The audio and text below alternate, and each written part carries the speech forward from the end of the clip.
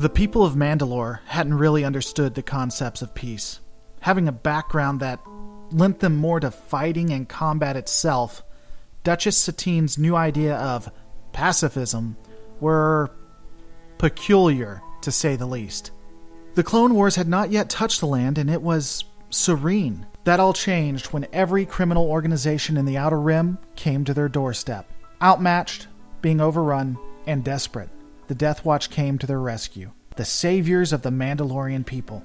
Little did they know about the war and death that they would soon be plunged into. This would ultimately result in the Siege of Mandalore, and then the invasion and occupation of the Galactic Empire.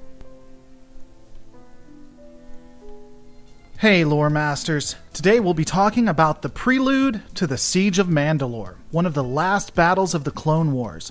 So let's just get into it. The culmination of the Siege of Mandalore was much more complicated than people believe. The roots of it began with an organization called the Shadow Collective, which had been created by Darth Maul at the suggestion of Mother Talzin. This organization would have a multi-pronged purpose. It would allow Darth Maul to impose his power and extend the influence of the Sith, at least what he considered to be the Sith, across the galaxy. The organization would be used to destroy the Confederacy of Independent Systems and ultimately destroy the Galactic Republic as well. The Black Sun, Hutt Clan, Night Brothers, Pike Syndicate, and even Death Watch all were under Darth Maul's command, to one extent or the other.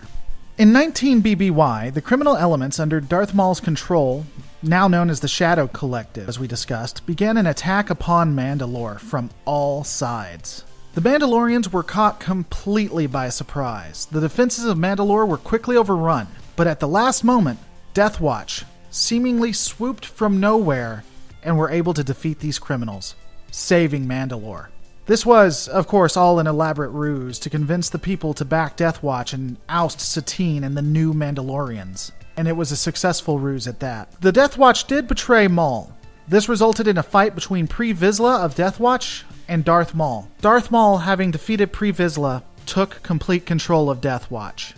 Though not all of Death Watch kneeled to Maul. A splinter cell led by Bo-Katan formed to fight against his dominance and influence within Mandalore. But Maul would ultimately have his focus elsewhere. Using Satine as bait, Darth Maul lured Obi-Wan Kenobi to Mandalore. Once captured, Obi-Wan was forced to watch Satine be killed.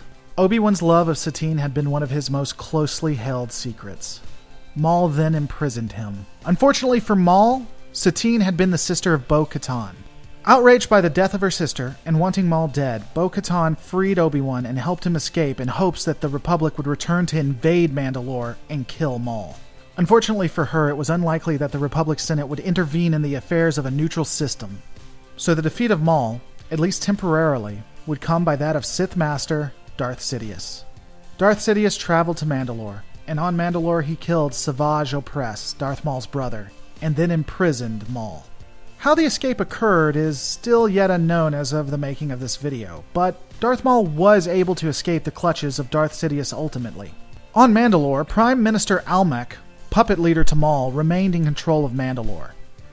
Mace Windu and Obi-Wan, not wanting Mandalore to fall to the Confederacy, began an attack on the Shadow Collective's holdings. This included an attack on an outpost where Darth Maul had captured both Count Dooku and General Grievous. Dooku, by deceiving Maul that he would be joining his side, gained release from Maul in order to resist the attack by Obi-Wan, Mace Windu, and though the Jedi strike team would ultimately be successful, both Dooku and Maul escaped. Chancellor Palpatine convinced the Jedi that Maul was Dooku's apprentice and that both would need to be destroyed or the Republic was doomed. Obi-Wan and Mace Windu continued to assault the Shadow Collective's holdings. This, coupled with the Hutt's betrayal by leaving, would soon lead to the ultimate destruction of the Collective itself. Of course, that wouldn't be the end of it. Maul was still at large, and still in control of Almec, thus in control of Mandalore. Bo-Katan had wanted the Republic to invade Mandalore to kill Maul. Stay tuned next week as we see the return of a former Jedi, Ahsoka Tano, as she and the clones invade Mandalore for the final siege. Be warned, it never ends well for the Jedi.